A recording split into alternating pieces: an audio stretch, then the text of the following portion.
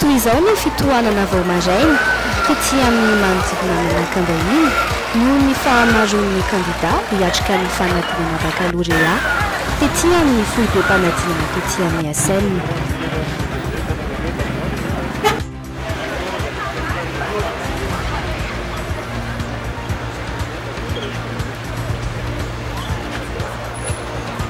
Nanampy izany koa ny fahatongavan'ireo ray aman-dreny maro izay tonga nanotrina ny zanany.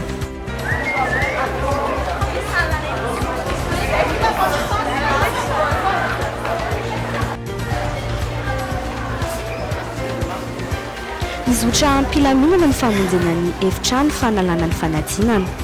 Tamin'ny fitora sy fahefany teo no nanomboka ny fiantsonana. Samy efa vonombonina daholo ny mpiadina satria anomboka afaka 10 minitra ny taranja filozofia.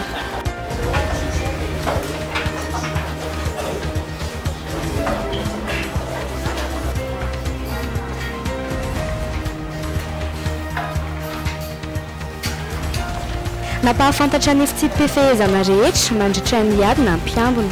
Samy nanatitra ny kitapony teny aloha avokoa izy ireo tao aorian'izay.